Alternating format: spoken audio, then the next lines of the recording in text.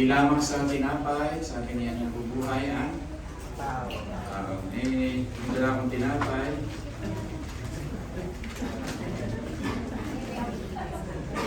Marami tayong pag-Sunday na medyo kakaiwanan. Para sa mga nanalo last week, si Sister Tricia. Hindi daw sa tinapay na bubuhay, kaya ibigay mo nilang sa network.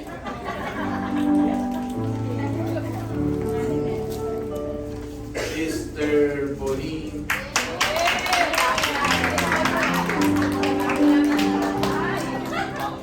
Yaway ang Briones ay hindi lang sa tinapay na bubuhay. Lani Briones.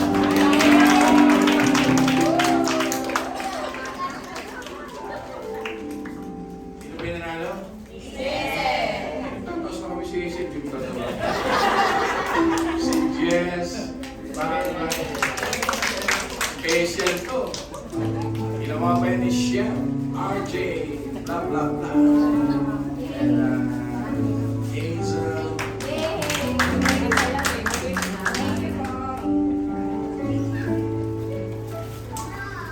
Yan, pati ng Panginoon. May isa pa pala.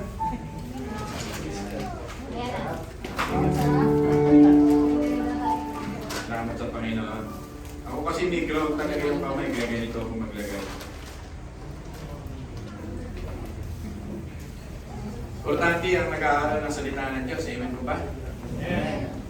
At maraming ganyan tayo sa camp. At importante yung topic ko ngayon tungkol sa Word of God. Nabanggit niya, hindi lang sa tinapay. Anong buhay ng tao. Ngayon, yung mga nakasagot, huwag na muna kayo sumagot ngayon. May isang question lang ako para sa isang tinapay. May natin. Sino makasagot ito? Taas ng kamay. Punta lang dito sa harap. At talagang magbigay ng sagot.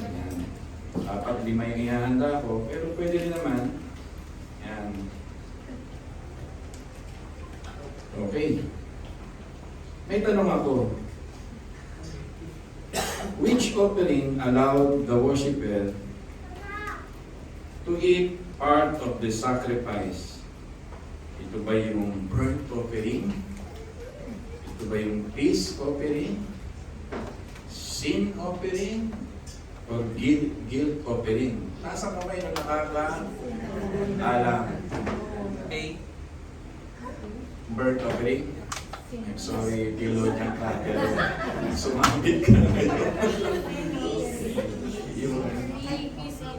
Come here. Sumambit ka. Binabantayan ko yung mga theologian mo na sumasabi. Babantayan kita ngayon. Okay lang yung peace. Ang burnt offering, inuubos lahat yun. Yung sin offering, inuubos at yung peace, may natitira ng kinahan.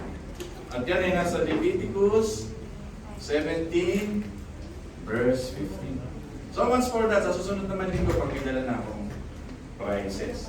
Amen. Maganda-handa tayo sa camp. Partneran nyo ako, yung mga gusto mag-sponsor, sabihin nyo na hanggang maaga. Kasi pag hindi kayo nag-sponsor, talagang magbabawas ako sa aking kaba ng yaman ni Ariel. Mag-ano tayo dyan. Okay rin naman sa akin yan. Kasaya ako yan. Mahalaga yung paksa natin, mga minamahal. Yan. The non-reformed, importante po tayo na Arminianist o dispensationalist. Basta malalim na umpisa pa lang. Pag sinabing dispensationalist, pag nagbasa ng Bible, inihiwa-hiwalay. At maraming grupo, inihiwalay ang pagbasa ng Bible. May mga grupo sa Israel na hindi accepted ng New Testament. May grupo tayo sa Pilipinas na ang accepted lang ay New Testament. Wala na raw ang Old Testament. Totoo po yun. Kaya nakita yung Bible. Sa totoo lang, ang Bible, Bible hinahati. May OT, may NT, pero okay na rin. Pero pag bibili ng Bible, yung personal gamit nyo, umari, buuin nyo. OT and NT. Hindi po hiwalay ang Bible, ha? Hindi po hiwalay. Iba yung nakay Abraham, sasabihin nila, iba rin yung nakay Jesus. Pag nakarinig na kayo ng preacher na gano'n, dispensationalist na yun. Ang Bible po ay covenantal. Pag sinabing covenantal, before the foundation of the world, may plano na si God. May plano na. At yung larawan ng Old Testament ay larawan ng buong plano niya, mga minamahal. Kaya hindi lang po magkakahiwalay. For example, pag sinabing Arminianist, parang ano na rin eh. Kulang ko na lang sabihin sa inyo, maraming grupong Arminianist. Eh, siyempre, naka-record tayo. Kasi ko na naman pamit, baka mamaya pumalat. Pero maraming grupo ang Arminianist. Pag sinabing Reform, hindi naman nangangahulugang exclusive. Kung galing naman, Reform. Marami po yan. May Reform Baptist, may Reform Presbyterian, may Reform Evangelical, may Independent Reform Churches na naniniwala ng Bible ay buo. Amen po ba doon? The New and the Old. Eh, sa totoo lang, if you ask me, as I gamitin ko na yung word ng scholar, nag-aaral, ako din yung nagamit eh, may New and Old din. If you ask me, yung aking opinion, ano, sa sarili ko, ako, the Word of God, the Scripture, it is composed of OTN, New Day, NMD. Nilalagyan na kasi natin ng parang chapters and verses, and this, para ma-distinguish yan. Pero pag ako tinanong nyo bilang pastor, ang Bible mo, hindi po Bible. The Scripture, the Bible of God. I am not using the Old Testament, the New Testament. Obserbahan niyo. Hindi ako gano'n. Kasi nga, ang paniniwala ko sa buong Bible ay Bible. Kaya pag sinabi, Pastor, may Bible po ba kayo? Pag tinanong ako, ano gusto mo NTOT? Lahat. Hindi nyo lang alam, nung ako ay nag-aaral ng seminaryo, starting mga 17, 18 years old pa. Nag-collection ako niyan. Nag-collection ako sa library ng lahat ng translation. Sa mga collection na mayroon akong Bible na parallel Bible, na isang Bible, na ando na yung 8 translation. Ang bigat-bigat dalhin nun. Pero nakita niyo kaginhawa ng buhay niyo ngayon. Just a click away. NASB, King James Version, nandun na. Pwede niyo nang ilagay sa inyong Bible ang kaginhawa ng buhay ninyo. Nung araw talaga mabibitbit kami ng Bible sa church. Talagang naghihirapan namin yan. Ngayon, ayaw na mabitbit ng tao ng Bible sa church. Bakit? Tanong ko. Kasi may cellphone ang dala. Hindi niyo ba ako tinanong, Pastor, okay ba sa inyo cellphone? Tanong ko. Saka natin pag-usapan yan. Tingin ko. Diba? I-scroll nga yung mga kapatiran natin. Bit-bit ni Isaiah, puro scroll eh. Sumabay na ang marami ngayon sa modernization talaga. Do you love your Bible? Ito, how many years na ito, Lani? Siguro ito. 2013 pa lang. Siguro mga 13 years. Mga 10 taon, 13 years na. No? Nasira na ito actually. Pinagawa ko lang. Nabiyak ko na pinagawa ko. Kasi very handy. Nakarating ko sa iba't ibang. Ang dami nang narating dito. Huwag ka naman yung nasa church ka, naimbitahan ka, may dala kang parang encyclopedia. Huwag naman gano'n. Pero kung kaya ng sigmura mo, tapos nakabarong ka, mapagkakamala kang kontrakto. Ayoko ka rin magbarong ngayon, napagkakamala tayong mayaman. Ayos din ganito. Kaya nakabarong ngayon eh, magnanakaw ang itsura. Ginawa na ba kayo? Ayoko magbarong, parang magnanakaw. So, yung mga segue ni Pastor Ariel.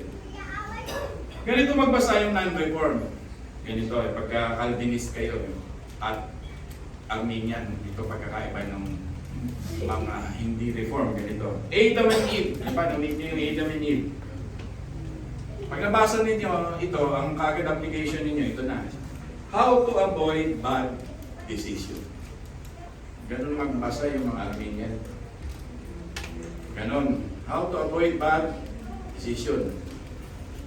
Pero pag ikaw ay reform, nabasa mo si Adam and Eve, the reality that I am a sinner. Diba? Magkakaiba na. Kasalanan din ako, nahulog sila, nahulog din ako. Kaiba na. Diba? Mag-iba na ng application. Noah. Pag nakita yung Noah, ano makikita nyo rito? The God will judge our sin, may condemnation sa buhay ng tao.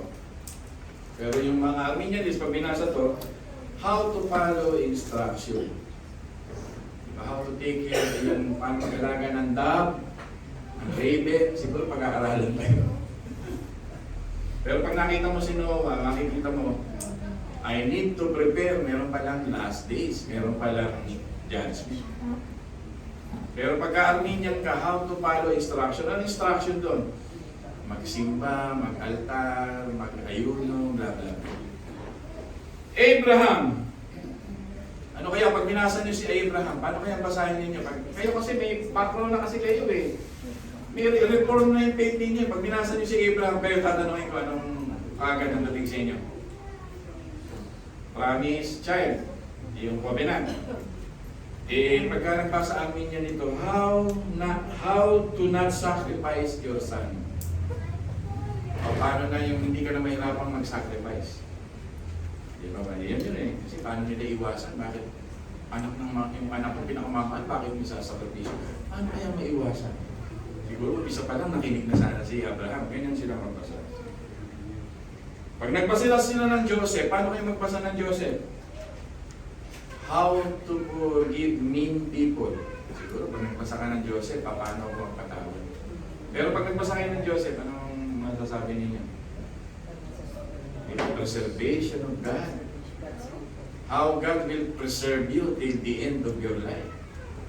Na yan ang pagbabasa ng mga reform. Samson. Pag binasa mo si Samson, paano mo basahin? Sagot. Kayo na sagot. Diba? Siguro pag binasa ng mga ng hindi Calvinist, ng hindi Reform, how to avoid losing your power. Diba? Ganun sila magbasa, paano mawala? Kailangan yung power manatili. Pagka ikaw Reform, paano mo basahin si Samson? Paano mo basahin ito? Sige nga. The consequences of sin. Natatakot tayo sa Panginoon. Diba? Moses, paano kaya pag binasa mo ito? How to lead bad people. Diba? Pag leader, gusto basahin si Moses. How to lead bad people. Pero pag binasa ng reform si Moses, paano kaya nila i-approach si Moses? Diba? Pagka si Moses na, covenant of Moses, anong tawag dito? How you will appreciate Jesus Christ who fulfilled the law. So, lalim. Yun eh. Law, hindi tayo makakasurvive sa law. Tama ba ba? May nakapasal na mo ba sa inyo sa law? Lawyer. Dito pag binabasa ko yung kay Moses, thank you Jesus Christ who fulfilled the law. It go back to our Lord Jesus Christ. Ang dami nito, si David.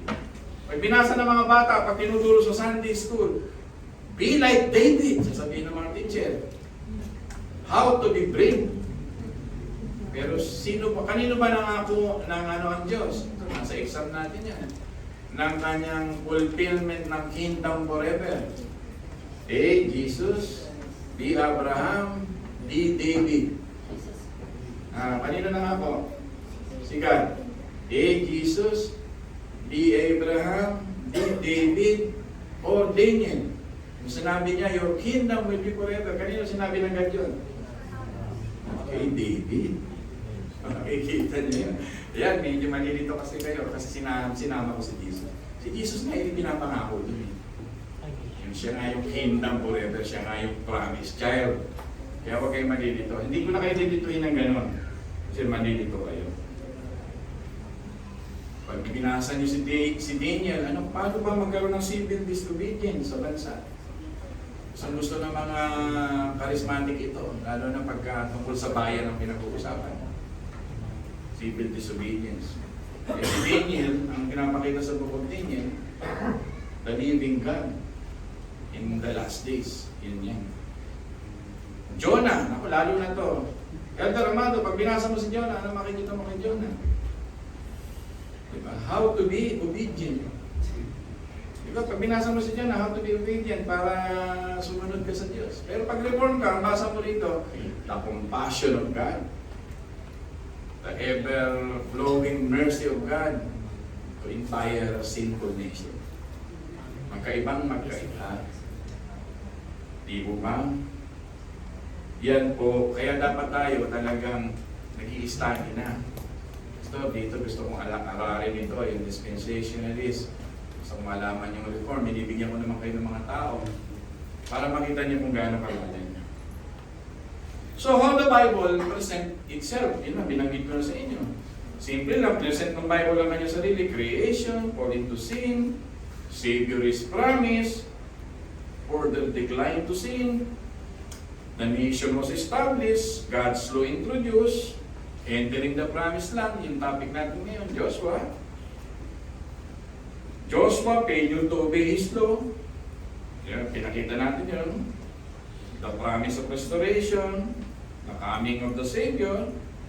New Testament, Jesus obeyed God's law, received the punishment of sin, restoration, repentance, faith in Jesus Christ, church is established, restoration is promised.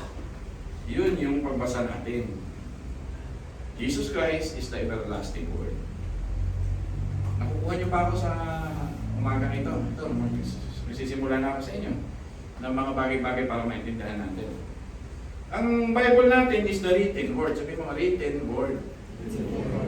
Si Jesus Christ is the personal Word. Sabi mga personal Word. Ganito ang problema. Hindi mo maiintindihan yung Bible. Sabi ni John Calvin, he taught to us that Scripture is like a pair of spectacles. Spectacles. Sabi niya, through which we rightly see God. Without Scripture, we cannot know Christ truly. And with Christ, we cannot rightly understand the Scripture. Kaya ang Scripture at ang ating Panginoon Jesucristo ay inseparable yan. Pag pinag-aralan mo ng Scripture, wala si Kristo, hindi mo ito maintindihan. Pag pinag-aralan mo na si Kristo at hindi ka nagbabasa ng Biblia, magiging kibuloy ka. Magiging iglesia ni Kristo ka na may sarili silang ang humahawak ministro lang, mga member, hindi. Eh si Kristo pa naman ay tao lang sa kanila, ay hindi nila naintindihan ang covenantal, yung the existence of God, John chapter 8, John chapter 1. The book of John, the book of Ezekiel, and the book of Revelation, which is telling that Jesus Christ is God before the foundation of the world, the limitless God, the Alpha and Omega. Kaya mapalad po tayo, kahit kakaunti tayo, binuksan ng Diyos sa inyong buhay na may pag-asa tayo kay Kristo. Amen po ba doon? Extreme na yung mga Islamic movement, wala namang Bible. Quran yung pinalitan talaga nila yung Bible. Extremes na yun. Imagine mo, may Bible tayo, may NASB tayo, ESB, malayong bansa. Hindi tayo nasa Burma, wala tayo sa mga lugar na papatayin ka. Ano yung papatayin pag binasa mo ito? Part ng China, part ng Canada, meron na din. Ang laya. Pero pagising, ang inuuna natin ay notification. Sabi nga ni Ate Aroline, entertainment age. Kaya ng 2 oras sa cellphone, nanonood ng gamitin ko yung word, minsan mga walang kwentang joke, kabastusan. Diba? Ang madalas tayo tawag yan, tawag yan? Alam nyo, no? Tama, hindi. Sarap sana yung talagang estudyante ka na ng salita ng Panginoon. May maluwag kang oras, nagsusulat ka, dinidiscover mo, hindi mo maintindihan. Just one click away nga tatanungan mo na lang si Google. I-compare mo sa sinabi ng isang report, maintindihan mo na. Pwede ka na mag-correct. I-assure mo pa sa sinabi ng report, tama na. Ganun ang pag-check, tatlo-tatlo. Para maintindihan natin, ay correct pala. Nasa atin ang lahat. Eh, tanong ko sa inyo, sino hindi marunong gumamit ng cellphone sa mga member? Taas ang kamay na hindi marunong gumamit ng cellphone.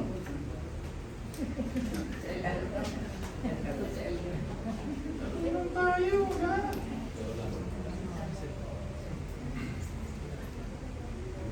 Diba? Ang gospel, ang tawag dito ay the proclaimed word. Ang Bible, the written word. Si Jesus Christ is the personal Word. Pero Jesus Christ lahat ang laman niya. Diba? The Bible is the perfect revealing of God. Eh, hindi mo maintindihan ang Bible pag hindi mo pinag-aralan si Jesus Christ. Basta pakipaliwanag ng konti sa theology. Sa theology, meron ka tinatawag ng special revelation. Pastor, what is special? Special means specific. That God's desire is to reveal Himself. Kaya meron tayong tinatawag na general revelation. Pastor, what is general revelation? We can appreciate God through nature. Rivers, ocean, seas, the vastness of the mountains. Pagka kaya makikita kayo ng Baguio, nakikita niyo yung mga Benguet mountain provinces, gising kayo sa umaga, mainit yung kaping hawak ninyo, napatingin kayo sa isang magandang bundok, ano nasasabi ng damdamin ninyo? Praise the Lord.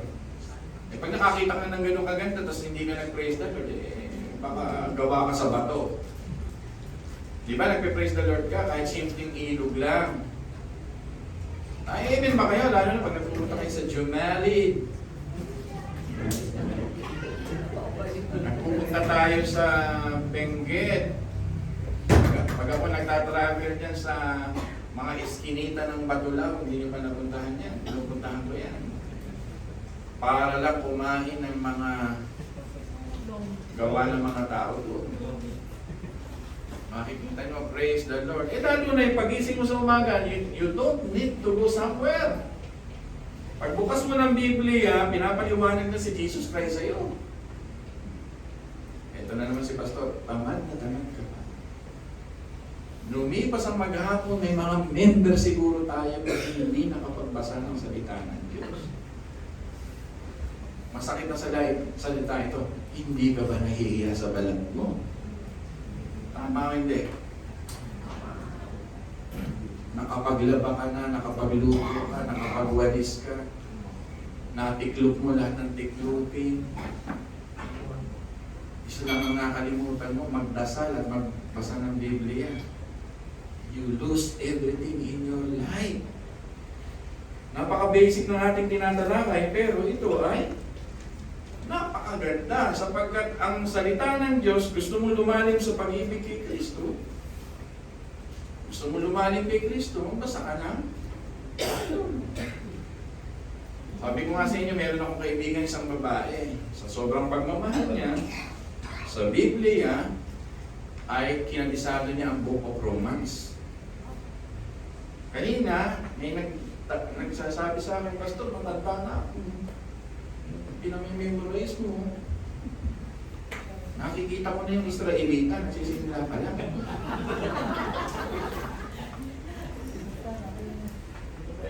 Hindi naman ako magpapa-word for word sa inyo doon, basta makuha mo yung sa matatanda, meron akong benefit of ano.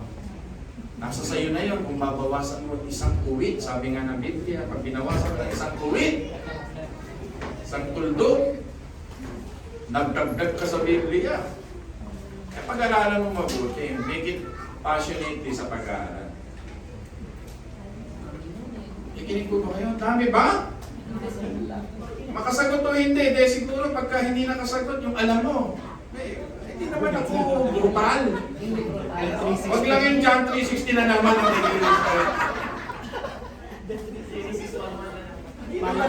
may grace tayo doon, pero siyempre, ay simple, nakapagbasa, nakapag-aaral ka man lang. Yung maisulat mo lang, yung gumawa ka ng maisulat, may reviewer ka, nasaan ka. The best yun eh. Sino na sa inyo gumawa ng reviewer? Next ka. Talaga? Bigyan ko na lahat ng member. Totoo. Ang tanong, bakit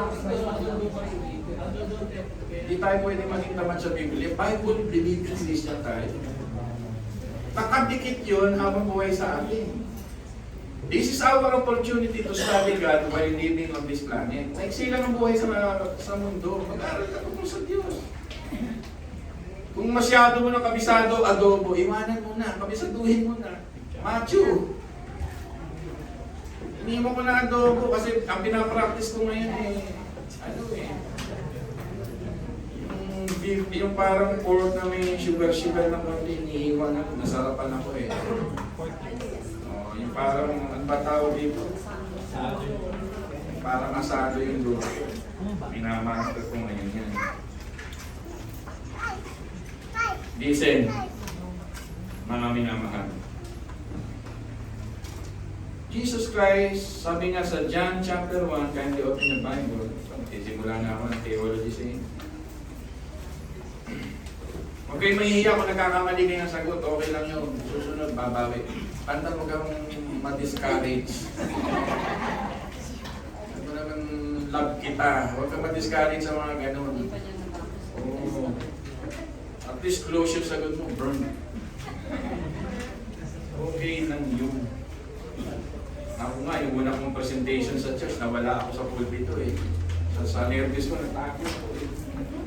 Batang-bata pa yun. John 1:1, in the beginning was the Word. And the Word was with God. And the Word was? Yung verse pa lang na yun, eh makikita mo the scripture in the Lord Jesus Christ, eh si Peramon. Eh bakit ko paghihiwalay? Eh siya na nga yun. Written yung isa personal. Hindi maintindihan ng mga ano to. Iglesia ni Cristo, ng mga Sabadis, ay ng mga Jehovah's Witnesses. Ang sabi na nila, in the beginning was A. Sa kanila was A, ginagamit nila. Yung the, pinapalitan nila ng A. Maraming kultong ganon. Pinaliliit si Jesus Christ. Diba? Eh, tapos yung word na ito, para maintindihan nyo, nire-review ko lang kayo, nagkatawang tao yung word. Nasaan verse yun? Anong verse yung nagkatawang tao siya? Verse. Ito kasi basic sa akin, very basic. Bata pa ako, alam ko na. Pero kailangan ko ituro pa rin sa inyo. Ano yung word na nagkatawang tao siya? Anong verse yan? Hindi mo, kala ko alam na ng lahat. Ha? 14. Kasi on the spot, pagka nag-aaral ka talaga, masasagot mo agad. Oh, and the word became flesh and dwelt among us. Dalawang verse lang na hawak mo na yan. Kaya mo nang patunayan na si Kristo ay written word and personal word. Eh, ito, nagkatawang tao ang verbo at nanahan sa piling natin. Kabisaduhin nyo yan, mga minamahal. Eh, ano ba sabi sa verse 3? Nandyan. Ito, makinig kayo mabuti. All things came into being through Him. And apart from Him, nothing came into being that has come into being. Napakalalim ng verse 3. Papel, tinta, written, kultura. Ano sabi sa Tagalog sa inyo? Pakibasa na ako sa Tagalog. Ano sabi sa Tagalog? Pakibasa na ate-ate na ng malakas. Nilikha ang lahat ng bagay sa pamamagitan niya at walang anumang nalikha walang hindi sa pamamagitan niya. Yun. Lahat daw ng bagay nilikha sa pamamagitan niya. Eh yung papel ba, yung papyrus, saan magaling? Yung utak ng tao na nagsulat, saan magaling? Kung doon pa lang sa argument na si Jesus Christ ay talagang salita ng Diyos, eh talagang dito pa lang sa verse 3, eh, talo na meron ka ng pag-refute sa lahat ng mga kulto. Hindi kasi nila makita si Jesus Christ dito kasi sineperate nila, din lang. Kaya maraming debate, maraming pag-aaway. Sa atin, di tayo nakikipag-debate. Talagang, it is very personal for us that Jesus Christ is the revelation of God, the personal revelation of God, God Himself, through written word. Di ba kayo nalilito, mga minamahal? Pagdaan yung mga verse na yan. Hebrew chapter 1, yan. No, kasi, minsan, kala ko, turo lang ako ng turo. Baka mamaya, basic na ganito, hindi natin alam. Tingnan nyo nga yung Hebrew chapter 1, ano ba sabi ng Diyos niyan? Makibukas tayo. Pakibasa nga ng malakas, mga minamahal. Katabi ng James yun. Hebrew muna bago mag-James. 1, 2, 3, go! God, after He spoke long ago to the fathers and the prophets in many portions and in many ways, in these last days has spoken to us in His Son, whom He appointed heir of all things, through whom also He made the world. He, the radiance of His glory and the exact representation of His nature, and upholds all things by the word of his power. When he had made purification of sin, he sat down at the right hand of the majesty of God. Mga minamahal, si Jesus Christ ang eksaktong representation ng Diyos. Kaya kung tamad ka magbasa ng Biblia, tamad ka sa Diyos. Kung tamad ka sa salita ng Diyos, ayaw mo sa Diyos. Kung walang panahon ka sa Biblia at reliyon na padasal-dasal lang ng kaunti, akala mo nakaraos ang maghapon mo, hindi mo nakikilala ang Diyos. Ang message nga atin nga malalim ng praktika, talagang kakainin mo ang salita ng Diyos. Hindi lang babasahin. Yung meditation, it means it will become a nourishment to your soul. Malalim ang word ng meditation. Meditate on it day and night, Joshua. Ibig sabihin ng meditate, it will become our nutrients, power. Kung siya ay malunggay, ang salita ng Diyos, lilinaw ang mata mo. Magiging vitamin A siya, parang gano'n. Kung siya ay mag-build ng muscle mo, i-build ang muscle ng soul mo. So, Pastor, what is your point? Kung tamad ka sa Biblia, wala kang Diyos. Ang minamahal. Ang lalim ng application natin, ayokong magbasa lang kayo, mag-meditate kayo, check nyo, checklist, nagbasa po ako, Pastor Joshua. It is not a discipline life only. Ang tinuturo sa atin ng Diyos sa umagang ito, life itself. Buhay, hindi lamang sa tinapay na bubuhay ang tao. Kaya nga tinapay ang binili ko. For you to be reminded that the bread of life ay kailangan natin sa ating nourishment. Amen po ba doon? Tapos lilipas ang maghapon, hindi ka nakapasa ng 2 chapter. Ito na naman si Pastor ulit. Bago ka sumubo ng merienda mo, 2 chapter. Bago ka mag-breakfast, 2 chapter. Bago ka mag-dinner, 2 chapter. Nakailang chapter ka maghapon? Kaya po ba natin? Pastor, mahina ang katawan. Kahit willing ang spirito. Nakapirong pa tayo. Just imagine Cory Tenbug ng bulag. Di ba, gumagamit ng maraming mga braille. Reading chapters of the Bible by braille. Alam niyo ba yung braille? Mantalang ikaw buo ang mata, tamad ka magbasa ng Biblia, hinahamon ka ng Diyos sa mga ito. Punta ka sa trabaho, makain ka ng almusal mo, bagong-bago pa rin ang Bible mo, pinagmamalaki mo, hindi nagtutumihan. Mahiya ka, dapat ang Bible natuturo. A dirty Bible. Amen po ba doon? Nangungusap po ba pa Panginoon? Nahanda ba tayo mga ako na basahin siya? Ganun yung salita ko, basahin siya. John 5:39. Basahin nga natin mga minamahal kung may mga Bible kayo. Marami tayong Bible ngayon, binubuksan-buksan ko. John, tapos hindi ka marunong sa Bible, hinahanap mo sa Old Testament. Hindi ka ba nahihiya, 16 years ka ng Kristiyano, hinahanap sa Big John. Ando, kay Marcia. Hindi mo alam yun dyan. 15 years ka ng Kristiyano, hinahanap mo sa tabi ng Malakay. Matindi. May mga member pa ko bang gano'n? Pastor, baka naman ang nahihiya kayo. Hindi ako nahihiya. Mahiya kayo. John 5:39. Ano sabi ng Panginoon?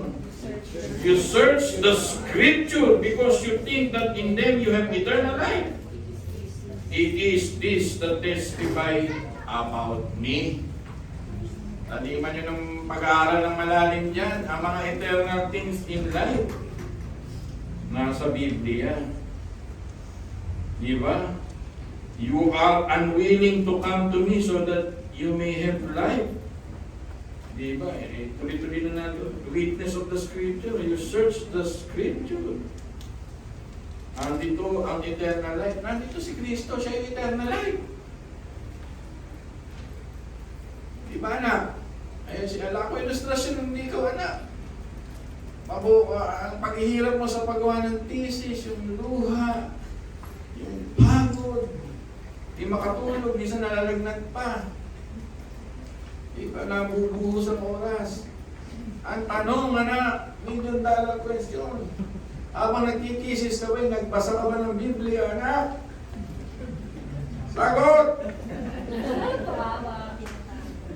Nasa sayo na yan, alam na ni Lord yan.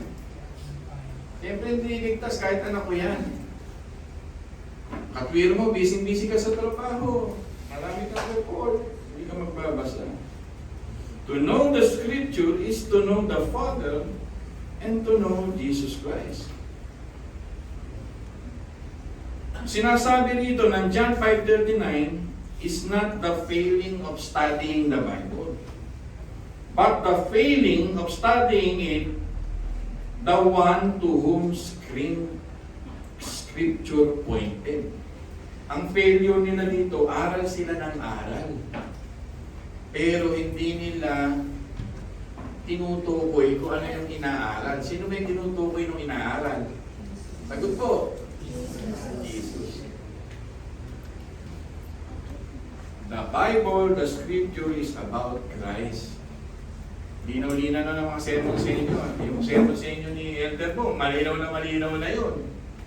Yung topic ko kanina umaga, hindi ko pa nga narinig yung prayer niya. Yun din yung prayer niya.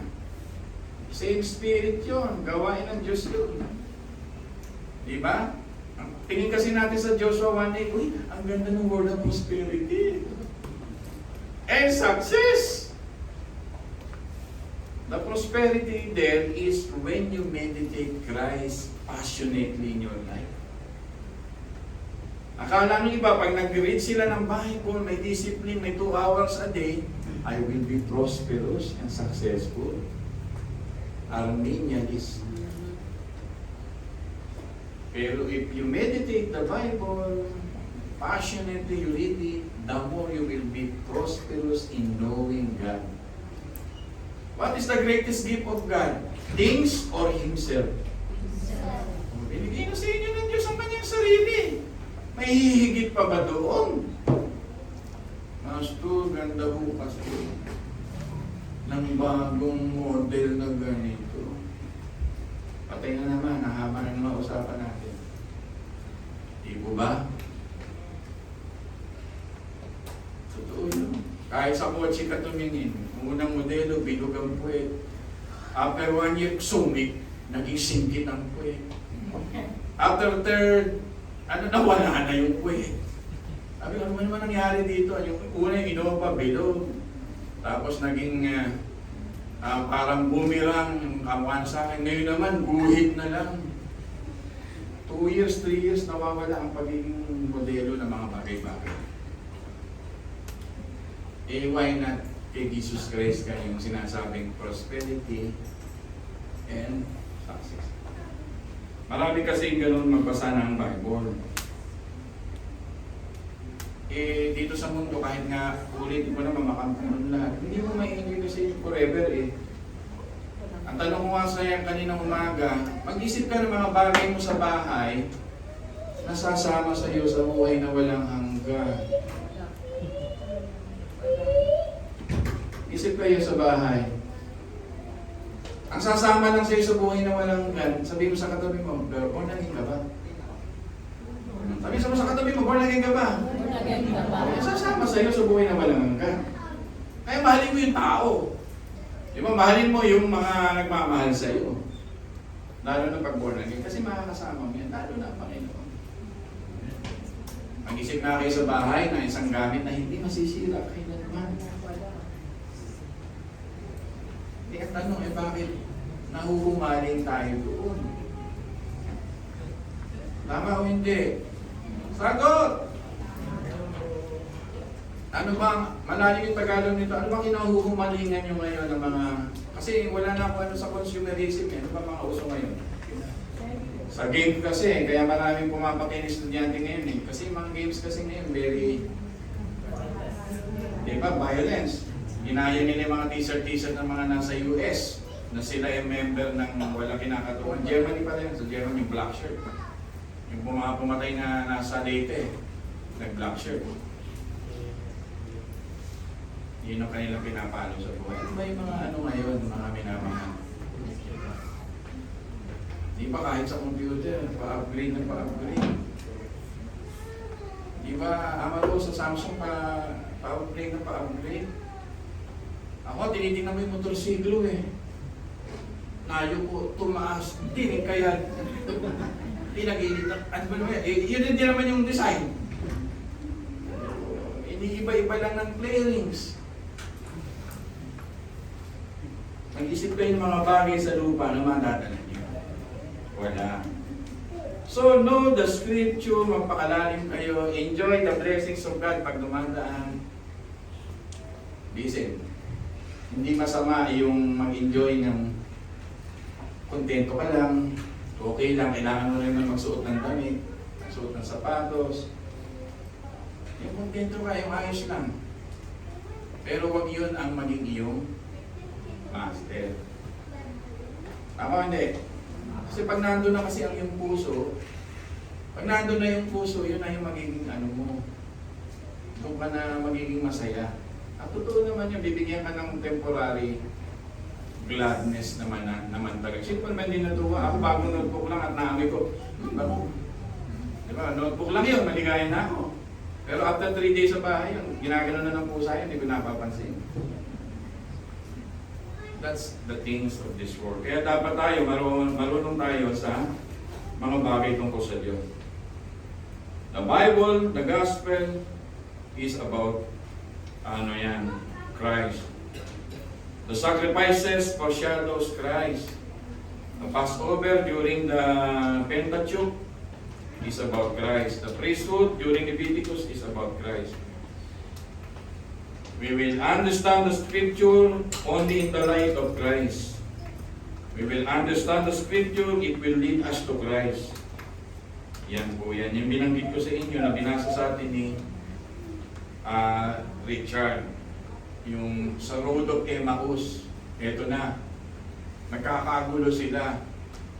Bla bla bla. Bumangon ang Panginoon. Ang sinabi ng Panginoon, ako yung katuparan ni Moses. Nasa harapan niyo na. Si Jesus Christ mismo nagsabi sa Luke 24 verse 22 to lalo na verse 27. I am the fulfillment of the law of Moses. Old Testament pa lang makikita mo na si Jesus. Siya na mismo nagsabi, ako yun, ako yung law, ako yung priest. Ako yung sinasabi lagi sa atin ni Elder Bong, the greater Joshua, the better Joshua. Ang binibigay ng kay Joshua, temporary rest. Pero kay Jesus Christ ay eternal rest, mga minamahal. Yan po yan. Kaya may tanong sa atin, how can be Jesus be the Word? Ngayon maintindihan nyo na. Kasi theology ito eh. Pag may nagtanong sa inyo, bakit Word si Jesus Christ? Ito maintindihan nyo na, pinapaliwanag ko sa inyo. Di ba, in the beginning, doon pala makikita nyo, parang book of Genesis, the Word is speaking. Di ba? King's Word. Pag sinabi ng hari, ganito ang gusto ko, ganito ang gusto ko, natutupad. Haring-hari ang Diyos. In the beginning, there was light, blah, blah, blah. Hari siya. Yun ang ibig sabihin nun. Yung identity, binanggit na rito ni Jesus Christ. He is fully divine. Word is eternal. Diba? Sinasabi ng Old Testament, siya ay prophet, priest, and king. He is the law. He is the act of God. Miracle. He is the word of God. Malalim ang ibig sabihin nito, culminates in Christ. It culminates in Christ. Pastor, what is culminates? The highest completion and the climax of every words of the Bible is Jesus Christ. Amen po, mga minamahal. And the remaining message, part 2, is our devotion this morning. Nakinig po ba kayo sa devotion this morning? Kung hindi pa, ituloy nyo. Ito yung part 2 nito. Inuna ko yun. Ayan, Joshua 1:8. 30 minutes yun. Ituloy nyo kung mag 30 minutes pa ako. Ituloy nyo na doon. Mga amin-ama. Amen ha? Paiwan ka. Tanong. Di natutuhan. Anong application nito? Nandito tayo. Anong application nito? Jesus Christ, you want to be religious, you want to be a Christian who loves Christ. Madalas na lagi mo sinasabi, I love the Lord. Lord, gusto ko patunayan, mahal kita. Lagi mo sinasabi. Love the Lord your God with all your heart, with all your soul, with all... Di ba? Yun ang lagi mo sinasabi. Why not begin studying Him? Why not be like Apostle Paul? His passion is to know Christ. His death, His resurrection. Why not to live His Christ is by first get your Bible and read it every day. Amen? Ano ba yung kanta sa Bible ng mga Sunday school yan? Read your Bible, pray every day, pray every day. Alam nyo. Do you read your Bible and you pray every day? Busy-busy sa mga homework sa school, ang gagaling, ang tatalino, walang panahon sa Diyos, mahiya ka. Ang gagaling nyo sa trabaho sa report, galing nyo sa mga supervisor at manager, wala kang panahon sa salita ng Diyos, mahiya ka. Yan na yung sermon ni Pastor Ariel. Ang galing, employees of the month, pero very poor in spirit, reading the word and praying life. Asan ang magaling doon? Ang galing kang kuto. Puro ka po, ang galing mo sa eskwelahan, wala kang panahon sa school ng Diyos. Pastor, nahihiya na po ako sa sermon niyo. Kasi totoo po. I never spend even 10 minutes a day for God. Kahit magdamag ka, nag-aaral ka ng iyong trigonometry na kailanman hindi ko natutuhan. Nakapasa naman ako. Pastor, parang tama na yung sinasabi mo. Tama o hindi? Ang galing magluto ng kasarap na. Asado si Ariel. Pero nung araw na yun, hindi man lang nagbasa ng salita na kakahiya yun. Nangingiti. Tinitingnan mo mga matay kung totoo.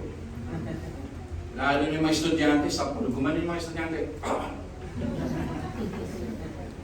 Mayabang ka kasi kung magaling ka sa school, hindi ka magaling sa Diyos. Dapat school ng Diyos. Iisin nyo yun.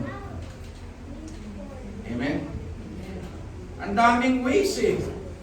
Pwede namang i-record mo kung tamad na tamad ka. Voicemail, bedroom voice. Siramin nyo muna yung boses ni Elder Bong. Elder Bong, mag-read ka nga ng chapter 1, 2, 3 ng Joshua. Tapos ipadala mo sa akin habang nasa bus ang iyong anak na si Tantan. Pakikinggan na lang. Gusto nyo ba may ganun pa tayo sa SH Connect?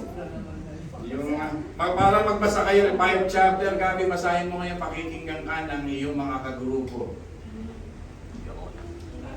Passionate ko sinasabi ito kasi marami ang tamad magbasa ng Biblia. Tapos pag tinanong mo, mag-memorize kayo ng Bible. Yes, Pastor. Jesus wept.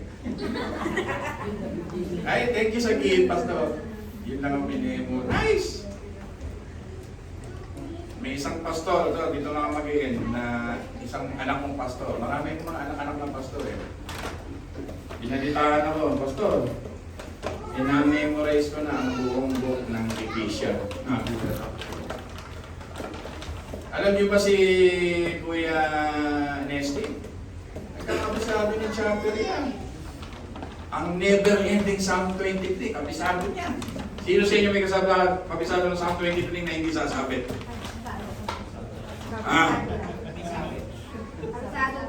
Parang nag-plug ceremony dun sa Robinson sa akin si Kuya Nesty.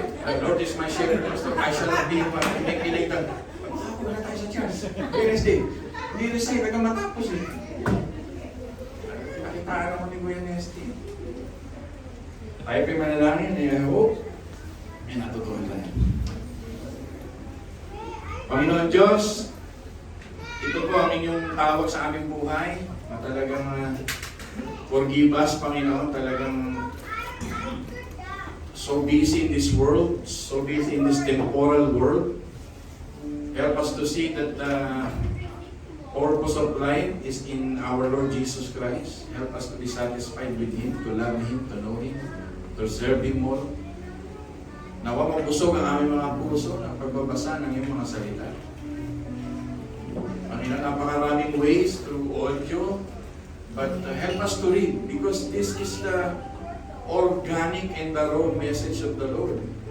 That you told us to read the scripture, to meditate on it day and night. Kung buo naman ang aming mga mata, ay itong aming gagawin. To help us to be like David, that he consider it better than silver, better than gold. Help us to see that the scripture is so powerful na sabi nga ni King David, I kept it in my heart so that I will not sin against thee. Sabi mo 119 verse 8. Joshua 1:8, help us to meditate on it day and night so we will be prosperous, successful in this life. Like King David, Psalm chapter 1, oh God, help us to meditate on it day and night. So we will be like a tree planted in the streams of water with shield in its fruit in its season. And whatever we do, we will prosper. Tulungan niyo kami, Panginoon. Ang sikreto lang ng buhay ay talagang totoo. Hindi lamang sa tinapay na bubuhay ng tao, kundi sa bawat salita ng Panginoon. Help your people. Talagang mahuya nila yung mensaheng ito at humingi ng kapatawaran sa inyo ang lahat ng walang panahon sa Diyos, Panginoon Diyos. Help your people to delight their heart, their mind, na talagang katulad ng Haring David na nagsasabing ito ang kanyang gusto for the rest of his life, to really listen to the everlasting word of God. Maraming salamat po. At this message is enough for all of us to really hear it at talagang isabuhay ito, Panginoon. Mighty name of Jesus we pray.